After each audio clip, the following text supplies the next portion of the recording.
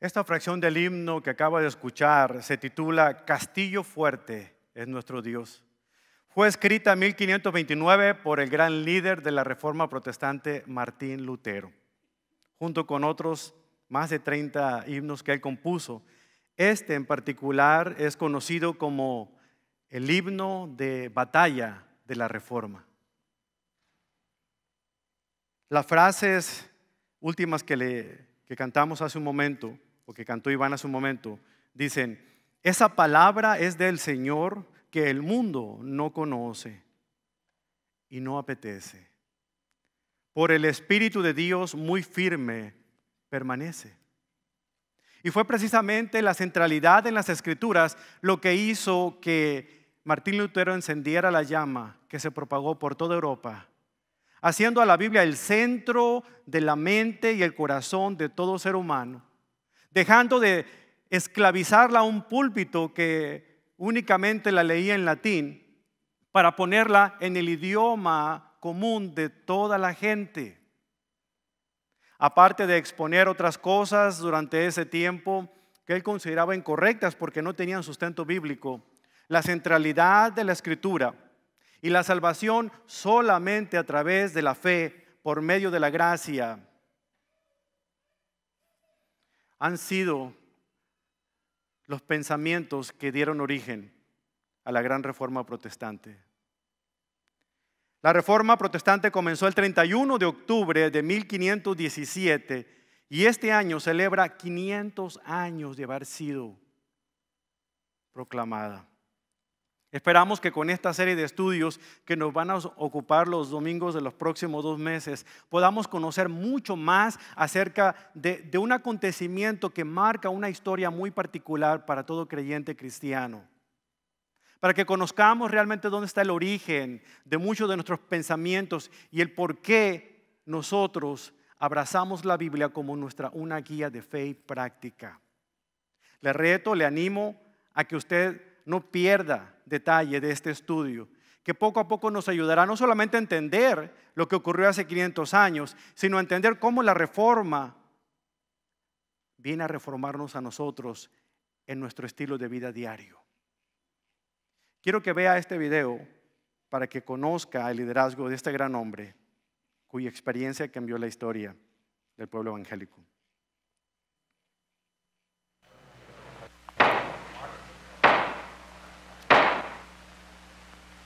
Doctor Lutero,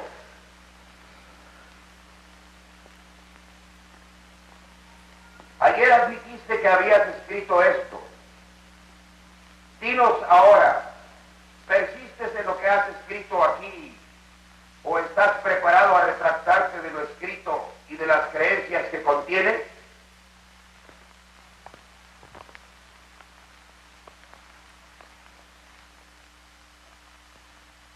Perdonadme si no sé dirigirme bien a la corte.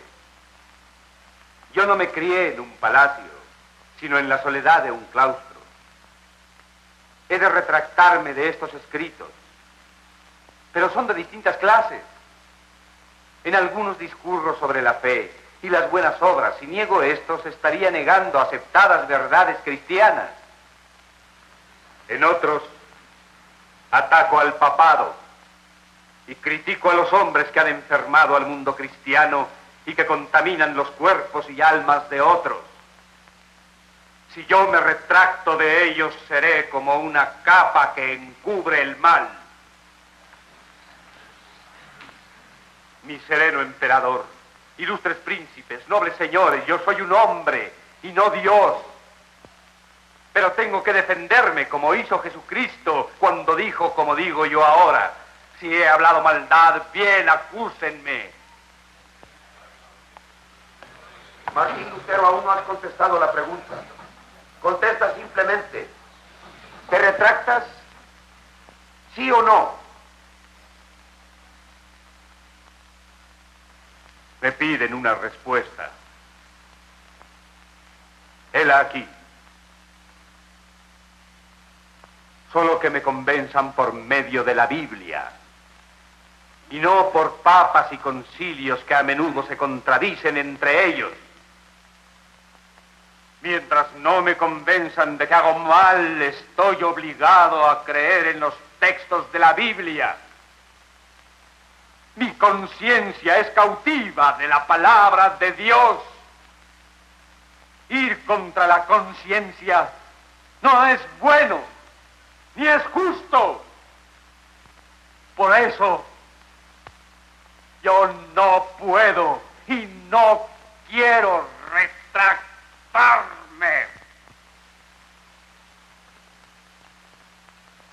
He dicho, no puedo hacer otra cosa. Que Dios me ayude. Amén. Antes de la Reforma, la ignorancia espiritual envolvía al mundo entero y la corrupción oscurecía a la iglesia establecida.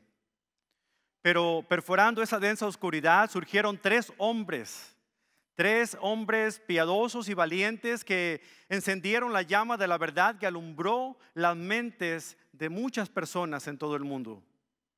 Juan Wycliffe, Juan Hus y Martín Lutero. Alguien lo describió de esta manera: Juan Wycliffe encendió la chispa, Juan Hus prendió el carbón y Martín Lutero empuñó la antorcha ardiente que se propagó por toda Europa. Con todo, este gran líder reformista ejerció su liderazgo no para sí mismo, sino para Dios. Nunca renunció a su postura sobre lo que él consideraba que era correcto, sino que defendió sus ideas, defendió lo que él sustentaba con la palabra de Dios, defendió esas convicciones con firmeza y absoluta determinación. Con una posible sentencia de muerte colgando sobre su cabeza, él pudo pronunciar esas palabras en aquel juicio en la dieta de Worms en Alemania, cuando dijo esas palabras: mi conciencia es cautiva de la palabra de Dios. Por lo tanto, no puedo y no quiero retractarme de todo lo que he dicho.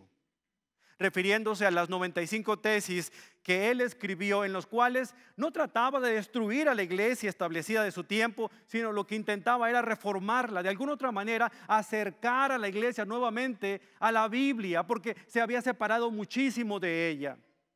Con la venta de indulgencias para asegurar una salvación de un purgatorio y una salvación condicionada a todo lo que las obras, Martín Lutero estaba esclareciendo que nada de eso era de la Biblia, sino que un día, cuando leyó el libro de Romanos capítulo 1 versículo 17, descubrió aquella frase que cambió su forma de pensar cuando dijo: el justo vivirá por la fe.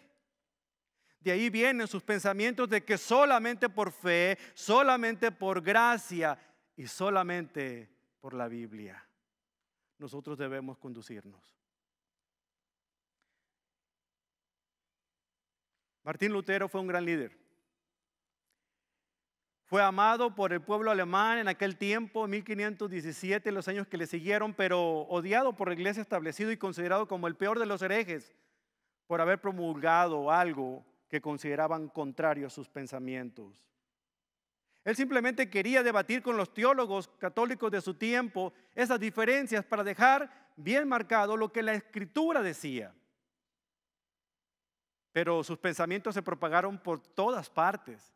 Y en pocas semanas, meses, la Biblia estaba comenzando a ser traducida en el idioma vernáculo de la gente. Ahora la gente podía entenderla. Y gracias a hombres como él, y en nuestro caso con la Biblia en español, como Casiodoro de Reina y Cipriano de Valera, es que nosotros podemos leer la Biblia en nuestro propio idioma. La iglesia establecida no quería que sucediera eso, porque consideraba que cada quien le iba a interpretar como le diera la gana. Y eso es cierto. Si no, no hubiera más de 2.500 denominaciones cristianas solamente en los Estados Unidos. Pero con todo eso, el beneficio de tener una Biblia en nuestras manos es mucho mayor que aún aquellos que la mal usan en su estudio. Uno de los compromisos que tenemos como congregación cristiana aquí en este lugar es ser estudiantes serios de la palabra y darles a ustedes un mensaje extraído de la palabra misma y no adulterado con nuestras propias ideas y pensamientos. Pero lamentablemente el mundo que nosotros vivimos, como en el mundo de Lutero, está llevado más por otros aspectos, donde se busca más ser celebridad que realmente ser un siervo, líder, donde se procura cuidar lo que uno dice para no ofender a nadie, donde de alguna u otra manera uno se basa más por las encuestas de popularidad que realmente por los principios o convicciones que uno tiene. Pero la pregunta que nos llega a todos un momento como este, como le llegó a Martín Lutero en aquel, ¿en qué punto uno va a tomar la decisión a permanecer firme en sus convicciones cristianas o simplemente diluir los principios de uno para dejarse llevar por la corriente como es costumbre? Con su vida y ejemplo, Martín Lutero dejó demostrada la siguiente verdad, que es la idea central de nuestro mensaje en este día. Los verdaderos líderes temen a sus conciencias más de lo que le temen a las multitudes. Se mantienen firmes en sus convicciones en vez de caer en la transigencia. Y valoran la verdad por encima de la tolerancia. Hoy en día, los cristianos creyentes en la Biblia hemos heredado la llama de la reforma espiritual que iniciaron aquellos líderes reformistas.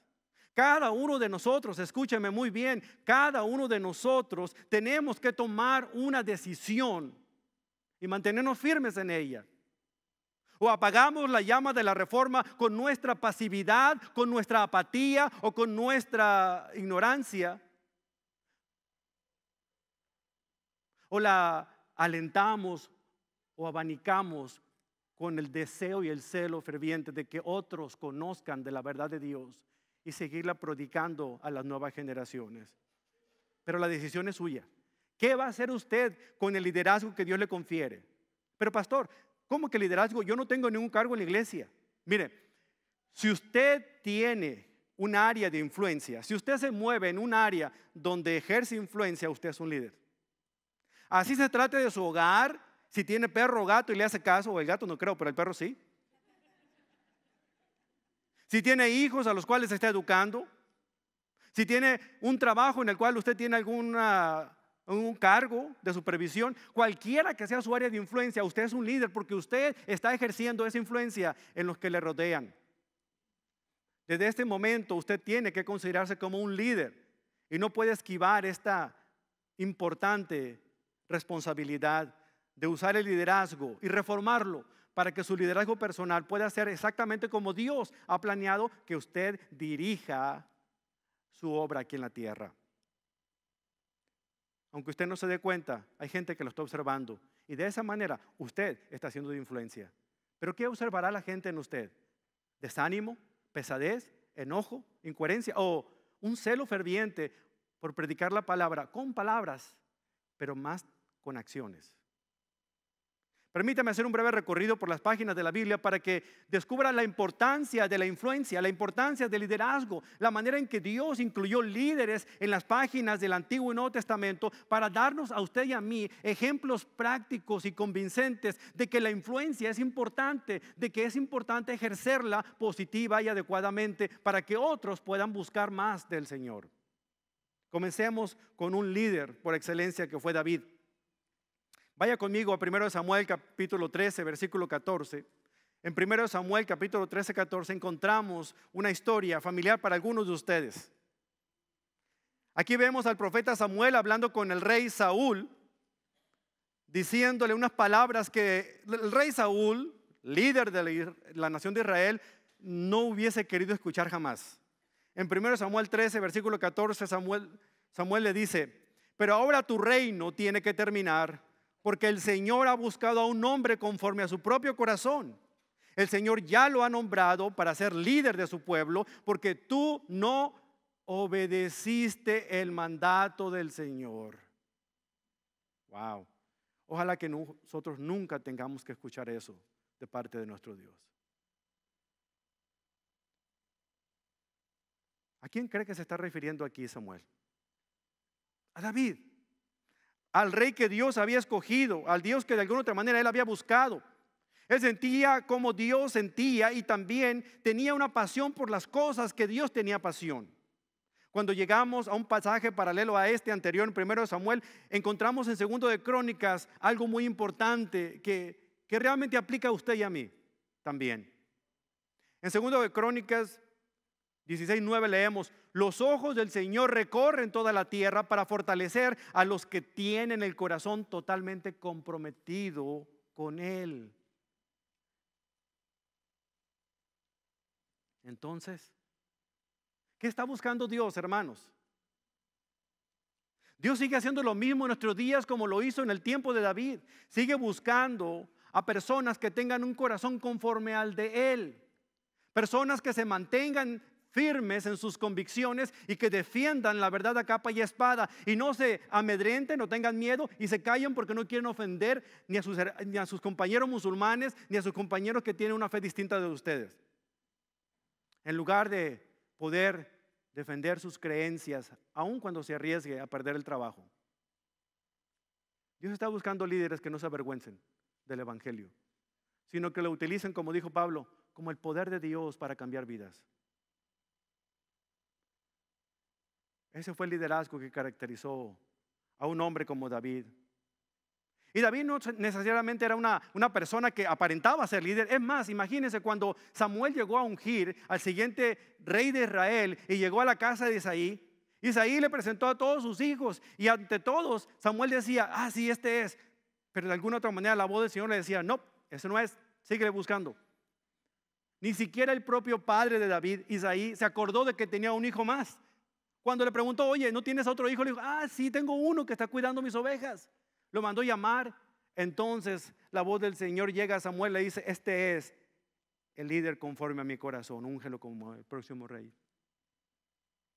Lo único que supo David es que un tibio aceite caía sobre su cabeza y después de eso había sido bendecido para ser el siguiente líder de Israel. Él era un pastor de ovejas, pero ¿saben qué hizo Dios? Lo puso como pastor de su pueblo. No cambió su profesión, únicamente se la adecuó y lo puso de una manera increíblemente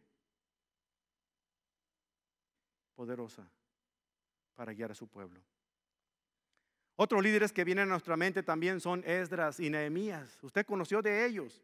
Esdras fue un sacerdote que tuvo mucho que ver con la reforma en cuanto al estudio de las Sagradas Escrituras. De hecho, el libro de Esdras, capítulo 7, versículo 10, nos dice lo que este hombre hacía con las Escrituras. Dice: decidido estaba Esdras a estudiar y obedecer la ley del Señor, a enseñar sus decretos y ordenanzas al pueblo de Israel. Era un hombre comprometido, diligente, a estudiar, a obedecer y a enseñar. En ese orden, la palabra de Dios. Y juntamente con Esdras tenemos a Nehemías, cuya historia comienza en el libro de Esdras y continúa en el libro que lleva su propio nombre, que es el libro de Nehemías. Este fue un líder responsable de construir los muros que rodeaban la ciudad de Israel. Pero algo interesante, la profesión de Nehemías era ser copero del rey. Era el que probaba el vino antes de que el rey lo probara, o la comida antes de que el rey la comiera. Y aquí lo tenemos a él dirigiendo una obra increíble. Él no sabía nada acerca de levantar muros ni de construcción, pero tenía personas que podían apoyarlo. Pero él tenía la pasión que Dios le había puesto para poder levantar esas murallas que iban a proteger la ciudad que tanto amaba. Estos dos líderes se pararon literalmente en la brecha para poder defender sus convicciones y para poder enfrentar la oposición, los ataques del enemigo, porque sabían que lo que estaban haciendo era correcto. En Nehemías capítulo 8 leemos una historia fascinante cuando el pueblo se reunió en la puerta de las aguas y por primera vez esta nueva generación que había llegado del exilio estaba escuchando la Biblia, pero no la entendían. Afortunadamente, Esdras había capacitado a hombres sabios en las Escrituras que podían enseñar a aquellos más jóvenes a entender qué es lo que significaban y cómo aplicarla a sus vidas. Eso no es otra cosa más que el discipulado. Y llegamos a Nehemías 8 y los vemos allí pidiéndole al escriba Esdras que se presentara con el libro de Moisés, lo cual el Señor había dado a Israel para que lo obedeciera. Así que, escuchen muy bien, ¿qué fecha? El 8 de octubre, el sacerdote Esdras llevó el libro de la ley ante la asamblea, que incluía a hombres y a las mujeres y a todos los niños con edad suficiente para entender. Se puso enfrente de la plaza, justo dentro de la entrada de la puerta del agua. desde temprano por la mañana hasta el mediodía y leyó en voz alta a todos los que podían entender. Todo el pueblo escuchó atentamente la lectura del libro de la ley. Esdras estaba de pie en una plataforma a plena vista de todo el pueblo. Cuando vieron que abría el libro, se pusieron todos de pie. Entonces Esdras alabó al Señor diciendo: amén, amén, ese es nuestro Dios. Luego todos se inclinaron con rostro en tierra y adoraron juntos al Señor. Por primera vez en muchos años, el pueblo volvía a abrir las Escrituras y podía deleitarse de escuchar no solamente la palabra de Dios, pero entenderla y vivirla en sus vidas. Un último ejemplo, y en este caso una gran mujer llamada Esther. Esther era una joven huérfana que no sabía qué le deparaba en el futuro, en su condición, en su situación, viviendo en un país extranjero, en Persia. Y en un abrir y cerrar de ojos, esta hermosa mujer se convierte en la reina de todo el país, de todo el imperio, diría yo. Cuando Esther ejercía su reinado, su pariente cercano, Mardoqueo, le pide que intervenga a favor de su pueblo por un edicto que habían hecho que el rey firmara, en el cual se iba a llevar a cabo el peor holocausto judío conocido de su tiempo. Ella titubeaba al principio, pero Mardoqueo la reta en su liderazgo como reina con estas palabras: no te creas que por estar en el palacio escaparás cuando todos los demás judíos sean asesinados.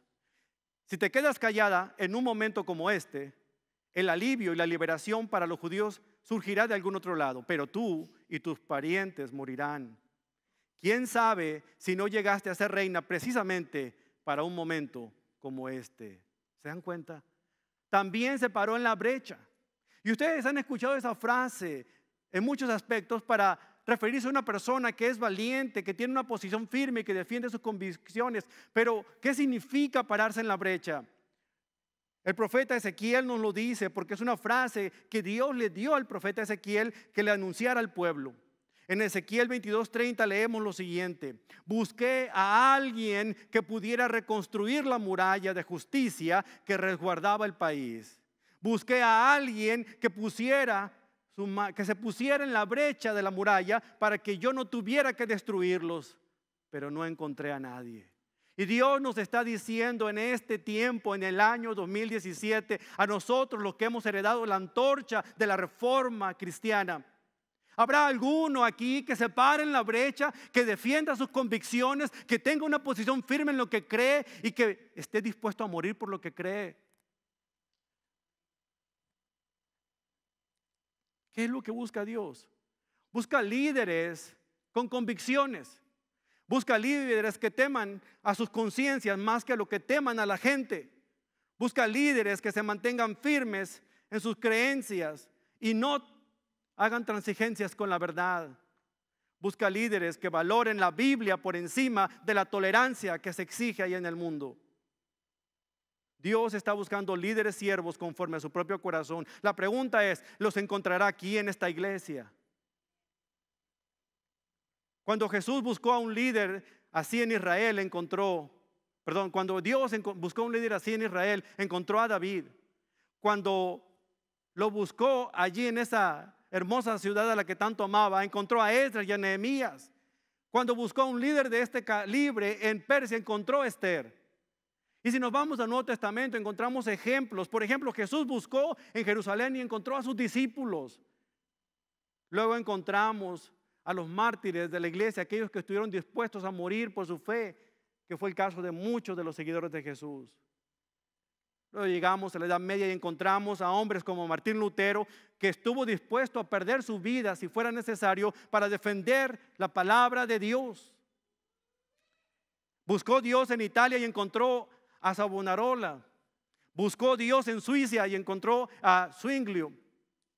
Buscó Dios en Francia y encontró a Calvino. Buscó Dios en Escocia y encontró a Knox. Dios está buscando en los Estados Unidos a quién encontrará.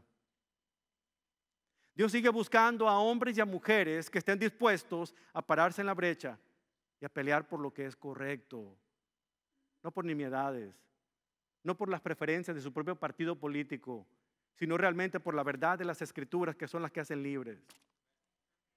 ¿Quién no recuerda a líderes que a pesar de las situaciones políticas que vivían, se levantaron en armas. ¿Quién no recuerda al reverendo Martin Luther King? Y hay muchos que confunden a Martin Luther King con Martín Lutero, por cierto. No son lo mismo, hay años de diferencia, y uno es color blanco, alemán, y el otro es morenito de acá de los Estados Unidos. Pero el doctor Martin Luther King Jr., juntamente con una hermosa mujer llamada Rosa Parks, fueron aquellos líderes que comenzaron el movimiento en contra de la injusticia racial, el movimiento de los derechos civiles en los Estados Unidos. Si no hubiera sido por aquel hombre que realmente se puso enfrente, se puso en la brecha y defendió lo que él creía como justo, con la palabra de Dios incluso, no podríamos tener la libertad que ahora tenemos, aunque algunos todavía sigan sufriendo esa discriminación. Si no hubiera sido por una mujer como Rosa Parks, que un día se sentó enfrente del autobús en Mobile, Alabama, y se rehusó a pararse para darle el asiento a un hombre de tez blanca, no se hubiera iniciado el movimiento de los derechos civiles en esta nación. Se requiere a hombres y mujeres con temple, que conocen lo que es la verdad, que defiendan la verdad, que se paren en la brecha y defiendan lo que creen y no anden ahí con la cola entre las patas, asustándose por todas las cosas del que dirán. No le tenga miedo a usted a inmigración, téngale miedo a no obedecer la palabra de Dios. No le tenga miedo a usted a aquellos que le asustan con amenazarlo de sacarlo a un país. Tenga miedo a aquel que puede hacer que usted no se vaya a otro país, sino al infierno si usted no se somete a él. Temamos a aquel que destruye el cuerpo, no a aquel que destruye únicamente nuestra situación legal. Necesitamos líderes que se establezcan, como aquel César Chávez, activista a favor de los derechos civiles y trabajadores mexicanos en Estados Unidos, para que pudieran tener igualdades de derechos. Por eso les digo, próximo domingo, yo no quiero que levantemos aquí una revolución, pero quiero que vengan y muestren lo unidos que estamos estos 17 países de Latinoamérica, de adorar a Dios juntamente con esta nación que nos ha abrigado como suyos. Y podamos estar manifestando la unidad en Cristo. Toda lengua, toda raza, toda nación. Le dejo a usted con estos aspectos importantes que Dios busca. ¿Qué caracteriza a un líder? ¿Qué caracteriza a un líder cristiano? ¿Qué debe caracterizarle a usted como líder cristiano?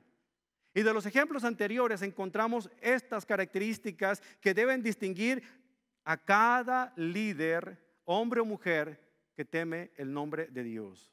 Primero que nada, integridad. La integridad es la marca distintiva de muchos grandes líderes en la Biblia y debe ser una marca distintiva en todos los seguidores de Cristo en nuestro tiempo. Cuando se les ataca o cuando enfrentan tentación, las personas íntegras saben lo que tienen que hacer, no van a doblegarse. No significa ser perfectos, hermanos, significa saber que de alguna otra manera conocen la verdad y se paran firmes para poder defender la verdad. Aun cuando caigan, conocen la verdad lo suficiente para levantarse de nuevo y seguir caminando. Hay ejemplos en la Biblia de esto. Daniel era un hombre de integridad. El propio David era un hombre de integridad. Así fue como condujo a la nación de Israel, según el Salmo 78, con integridad de corazón. Otra de las características que definen al líder es discernimiento. Discernimiento, de acuerdo a Hebreos 5:14, es estar capacitados para distinguir entre lo bueno y lo malo. Y eso toma tiempo, hermano, no es de la noche a la mañana, no es algo que usted recibe como un don. Los grandes líderes son personas que no solamente saben distinguir entre lo bueno y lo malo, sino saben poder distinguir la diferencia entre lo que es bueno y lo que es mejor, y siempre procurar lo que es mejor.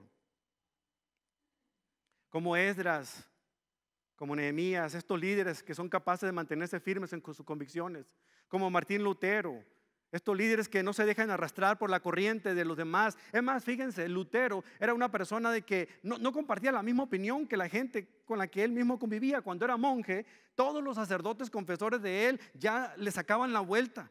Tenía que confesar el mismo problema y parecía que nunca iba a salir con el mismo pecado. Y la gente ya lo veía venir, ay, viene Martín Lutero, ahora te toca a ti, no, te toca a ti, no, te toca a ti. Y al pobre hombre batallaban con él porque no lograba superar, hasta que un día la Biblia abrió sus ojos a la verdad y se enteró de que no era por sus méritos propios, sino por el amor poderoso de Dios y su justicia, que él podía ser libre de toda condenación de pecado por la fe en Cristo Jesús. El justo vivirá por la fe. Número 3, sensibilidad. Sensibilidad, hermanos, tacto. Los fuertes líderes de la Biblia a través de la historia han demostrado tener sensibilidad en medio de los retos personales e importantes. Un líder se da a notar en medio de las situaciones difíciles de la vida, de las catástrofes naturales, de las mismas situaciones difíciles que enfrentamos, de la oposición que enfrentamos, de los dichos y chismes que se pronuncian contra él. Porque el líder no reacciona como la mayoría, reacciona de acuerdo a como Dios espera que reaccione. Debe ser sensible, y eso significa ser razonable. Tiene que ver con vivir a tono con la realidad, pero a la misma vez tener un marco de referencia correcto. No se trata de decirle a la gente lo que quiere oír, se trata de decirle la verdad con amor y contacto. También debe tener, número 4, humildad. La humildad en el liderazgo significa tener un espíritu no defensivo, pero un espíritu enseñable. Sin embargo, ya que no nacemos siendo humildes, tenemos que aprenderlo a través de la experiencia. Y muchas veces esa experiencia es el dolor, es la adversidad, son los problemas. Uno no aprende a ser humilde cuando todo el tiempo le va a uno bien. Uno aprende a ser humilde cuando se da cuenta de que todas las cosas están en su contra muchas veces. Y a veces uno no se levanta cuando se vuelve a caer. Los líderes que afectan a las personas, que influyen en otras personas de manera positiva, tienen una misma característica en común. Han pasado momentos de sufrimiento, han pasado momentos en los cuales los han traicionado, han pasado momentos de adversidad. Y esa ha sido la mejor escuela para ellos. El propio Martín Lutero dijo, estas 3 cosas nos enseñan a conocer a Dios: la Biblia, la oración y el dolor. Número 5, libres de temor. Lutero es un buen ejemplo de esto. Lo vimos hace un rato en este pequeño video y lo escuchamos en esas palabras que él pronunció en la dieta de Worms. Se enfrentó a los demás sin temor. Por eso una de sus frases célebres fue: temo más a lo que está dentro de mí que a lo que viene de afuera. Al igual que esa audaz defensa que él dio, hay otros líderes en las Escrituras que nos muestran a nosotros que tener coraje, tener valor y tener un conocimiento pleno de la palabra de Dios nos mantiene a nosotros firmes. Un ejemplo de ello fue Josué. Josué capítulo 1 versículos 8 y 9 dice: mira que te mando que te esfuerces, que seas valiente, no temas, no desmayes. Pero en el versículo anterior dice: nunca se aparte este libro de la ley de tu boca, sino medita día y noche en él, y haz todo lo que está ahí escrito, entonces te va a ir bien. Número 6, contentamiento. Debemos aprender a vivir satisfechos con lo que tenemos. El contentamiento significa no solo tener una aceptación realista de nuestras circunstancias, sino también tener la sabiduría y determinación para alterar las circunstancias si está en nuestras manos hacerlo. Tenemos contentamiento cuando aceptamos que Dios ha provisto todo lo que necesitamos para llevar a cabo sus propósitos en nuestras vidas en cualquier momento en el que se nos demande. Martín Lutero encontró el contentamiento de las Sagradas Escrituras un día, porque él no estaba buscando lo que otros buscaban, él no estaba buscando experiencias religiosas, él estaba buscando conocer más acerca de lo que le había transformado su vida, que era conocimiento de la palabra de Dios. Por eso fue que él dijo: hice un pacto con Dios, que Él no me mande visiones, que no me mande sueños, ni siquiera ángeles que me ministren. Estoy satisfecho con el regalo de las Sagradas Escrituras, que me dan instrucción abundante y todo lo que necesito, tanto para esta vida como la venidera. Para Martín Lutero no había otra cosa que le apasionara tanto que la Biblia. Si usted es de los que quieren experiencias religiosas, visiones, sueños, hablar en lenguas o todo lo que sea menos importante que las Sagradas Escrituras, yo creo que usted no ha conocido realmente lo que es el Evangelio.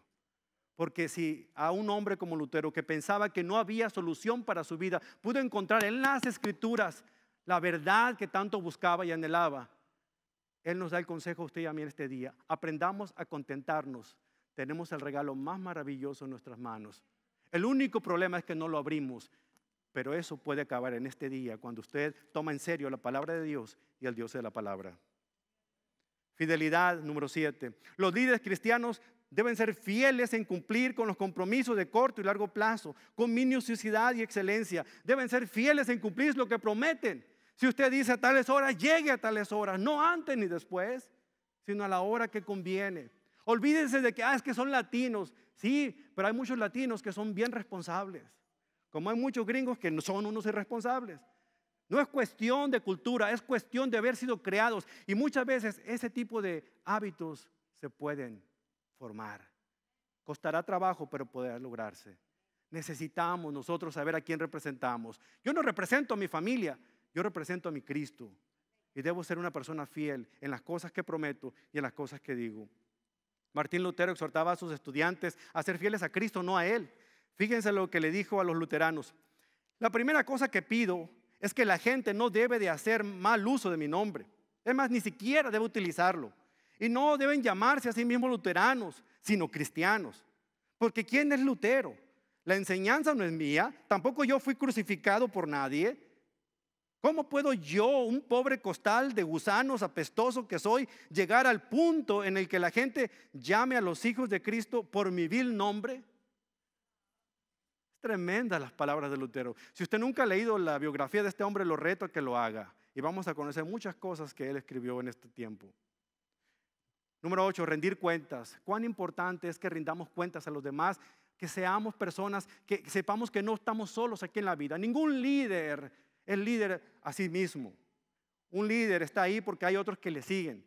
Necesita tener a quien le exija cuentas, pero tiene que también tener personas a quien rendirle cuentas. Cuando Lutero escribió sus 95 tesis, estaba exigiendo cuentas a los líderes de la iglesia establecida, diciendo, si nosotros nos consideramos cristianos, pues volvamos a los escritos de Cristo. Es todo lo que él pensaba. Él no quería destruir a la iglesia, él quería transformarla, él quería renovarla. Y es lo que quiere hacer con nuestros corazones hoy en día. Él quiere renovarnos, él quiere transformarnos, él quiere reformarnos. Finalmente, la pureza es más. La pureza no solamente es tener pensamientos puros, no significa únicamente acerca de lo moral, sino también de ser pensamientos y motivaciones correctas. Miles de cosas nos pueden conducir a manchar el nombre de Cristo con nuestras decisiones y con nuestras acciones.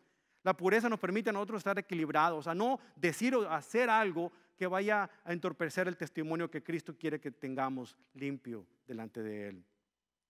Por eso debemos examinar nuestras vidas. Por eso que a manera de conclusión y de práctica, debemos procurar encontrar al menos a 4 personas de las cuales nosotros nos podemos rodear, que nos van a ayudar a crecer como buenos líderes, siervos, que tanto Dios espera que nosotros seamos.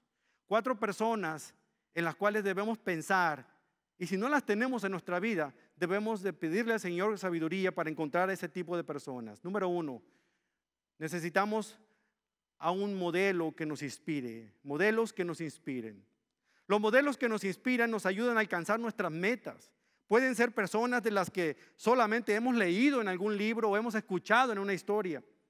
Son personas que de alguna otra manera a lo mejor están vivos o no, pero su influencia permanece y nos inspira a seguir adelante. Martín Lutero, por ejemplo, él tuvo los escritos de Agustín de Hipona. Él se basó en esos escritos y él fue inspirado por los escritos de Agustín. En la época de las escrituras del Antiguo Testamento encontramos a un Isaac siguiendo las enseñanzas de Abraham, su padre, a un Moisés atendiendo el consejo de su madre, Jocabed. La carta a los Hebreos está llena de personajes que pueden inspirarnos a nosotros a seguir adelante. ¿Quién es la persona? ¿Quién es el modelo que usted puede seguir que lo inspire a seguir adelante? Para mí, en lo personal, hay un gran predicador del siglo pasado llamado A.W. Tozer, que para mí es una inspiración a seguir. Con todo lo que él ha pasado, con todo lo que él vivió, pareciera un hombre que escribe para el día de hoy, no para el siglo pasado. Número 2, tenemos que tener mentores que nos instruyan. Hay una diferencia entre un modelo y un mentor, y esta es la siguiente. Un modelo a seguir a lo mejor puede que no esté vivo, o puede ser que esté lejos, pero un mentor está a nuestro lado. Un mentor está aquí para instruirnos, para corregirnos, para ayudarnos, para guiarnos. Y tenemos que tener también un mentor en nuestras vidas. Son maestros, son guías, son modelos que nos ayudan a convertirnos en la gente que debemos ser de acuerdo al plan de Dios. Son mentores que nos hacen mejores de lo que estamos llamados a ser. En la Biblia vemos que Moisés tuvo a un Jetro, pero también Josué tuvo a Moisés. Vemos también que Esther tuvo a Mardoqueo, Eliseo tuvo a Elías, Juan Marcos tuvo a Bernabé, Apolo tuvo al matrimonio de Priscila y Aquila, quienes a su vez tuvieron a Pablo como mentor, al igual que Timoteo. Pablo mismo tuvo a Bernabé y a Gamaliel como sus mentores.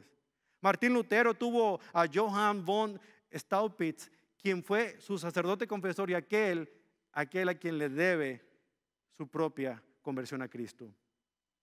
¿Quién es su mentor? ¿Quién es aquel que usted verá como un Pablo en su vida? Porque usted lo necesita, yo lo necesito. En mi caso en particular, tengo la dicha y la fortuna de reunirme constantemente con mi mentor y un gran amigo que es el pastor Swindoll. Traduciendo sus sermones cada semana, leyendo mucho de su historia cada día, aprendo bastante en lo que tiene que ver con el ministerio. Pero ¿quién es el mentor suyo? Si no ha encontrado uno, es importante que lo busque. Número 3, necesita un colaborador que le ayude. Los colaboradores son aquellos que trabajan a nuestro lado, aunque muchas veces ellos no sobresalgan y nadie los conozca. Pueden ser compañeros de trabajo, pueden ser nuestros asistentes, personas que están a nuestro lado ayudándonos a hacer la tarea que estamos realizando. Un compañero en el ministerio. David tuvo a sus hombres valientes y menciona a cada uno de ellos por su nombre, 37 de ellos, no se olvidó de ninguno de ellos. En 2 Samuel 23. Nehemías pudo construir la muralla porque tenía colaboradores que sabían de ladrillo y mezcla. Pablo tuvo a Bernabé, a Silas, a Lucas. Jesús mismo tuvo a sus discípulos. Martín Lutero tuvo a Felipe Melanchthon, quien le ayudó a establecer las pautas para lo que sería esa reforma de la que les he hablado. Es más, Batman tiene a Robin. Iron Man tiene a Pepper Potts. Y el llanero solitario tiene su tonto. Así es que, ¿cuál es su excusa? Todos necesitamos a alguien más que nos ayude. Finalmente, necesitamos amigos que nos apoyen. Todos necesitamos modelos a seguir que nos inspiren. Todos necesitamos mentores que nos instruyan. Todos necesitamos colaboradores que nos ayuden. Pero ¿qué haríamos si no tenemos amigos de corazón que nos apoyen en los momentos más difíciles de nuestra vida? Amigos que estén dispuestos a pararse en la brecha para decirnos nuestra verdad cuando así es necesario, pero con amor, para corregirnos del error. Amigos que lloren cuando nosotros lloramos, pero que celebren cuando nosotros tenemos victoria. Amigos que, a pesar de que los demás se han ido, se quedan a nuestro lado, pese a las circunstancias. Amigos que en el ministerio son tan necesarios, como Jesús tuvo a Juan cuando estaba en aquella cruz y le encomendó el cuidado de su propia madre. Amigos que están dispuestos a quedarse cuando otros se habrán ido. David tuvo a Jonatán, tuvo a Natán. Jesús tuvo a Pedro, a Santiago y a Juan. Lutero tuvo a Justus Jonas, que estuvo con él hasta los últimos minutos de vida. Es más, Justus Jonas fue aquel que pronunció el sermón en el funeral de Martín Lutero. Yo le pregunto a usted, cuando usted muera, ¿quién va a estar en su funeral? ¿A quién le va a tocar cargar esa caja para llevarlo al lugar de entierro? ¿O va a tener muchos conocidos como en Facebook que usted considera amigos? ¿O realmente amigos que estarán con usted en las buenas y en las malas? Necesitamos este 4 grupos de personas en nuestra vida. Necesitamos a un Pablo que nos mentoree, necesitamos a un Timoteo a quien mentorear, necesitamos a un Bernabé que nos mantenga cuentas, pero necesitamos a un mejor amigo como Cristo en nuestras vidas. Para ser eficaces al llamado de Dios, pensemos en esto. ¿Quién es un modelo que me inspire? ¿Quién es un mentor que me enseñe? ¿Quién es un colaborador que me ayude? ¿Quién es un amigo que me apoye? Ahora invierta la moneda. ¿De quién soy yo un modelo para que otros me sigan? ¿De quién soy yo un mentor para que otros aprendan de mí? ¿De quién soy yo un colaborador para que sea la persona lo que debe ser? ¿De quién soy yo el mejor amigo? Esa es la tarea que tengo para usted al meditar en estas palabras. Este es el inicio de una fascinante serie, así es que no se pierda los siguientes capítulos, porque usted va a aprender mucho acerca de la obra de Dios, de una reforma que necesitamos primeramente en nuestro liderazgo y después en nuestra propia vida espiritual. Vamos a orar. Nuestro Dios, gracias, bendito. Gracias, Padre, por darnos tanto amor. Le pedimos que nos libre siempre de la tiranía de lo urgente, de estar siempre ocupados, de alguna otra manera, Señor, siempre dejar las cosas para el último porque siempre hay que hacerlo urgente. Ayúdanos a centrarnos, Padre, en lo que realmente es importante y vale la pena. Ayúdenos a darnos cuenta, Padre, de que lo más importante en la vida no es las cosas que me pasan a mí, que no debo vivir un liderazgo egocéntrico únicamente esperando que sea yo el responsable de todas las cosas o que todo sea acerca de mí, sino de un liderazgo que exalte el nombre suyo por sobre todas las cosas. Yo le pido, Señor, que permita que hombres y mujeres que me escuchan en este momento puedan atender al llamado, pararse en la brecha y defender sus convicciones, aún a pesar, Señor, de que puede eso ser peligroso. Pueden perder su trabajo, pueden perder amistades o pueden perder la vida. Pero, Señor, estamos cansados de una religión falsa que únicamente promueve el qué dirán. En lugar de centrarnos de que el mensaje del Evangelio es urgente y tiene que ser comunicado con palabras y acciones. Permítanos ser una iglesia reformada, no en teología, sino en la práctica. Que podamos entender que aquellos líderes que pudieron levantar sus voces y propiciaron la reforma cristiana evangélica pueda ser pronunciada hoy para despertarnos del letargo espiritual en el que estamos nosotros como creyentes y podamos defender nuestras convicciones, porque el mundo tanto lo necesita. Ayúdanos a ser, Señor, esa clase de líderes conforme a su corazón. Se lo pedimos en el poderoso nombre de Jesús, nuestro Salvador.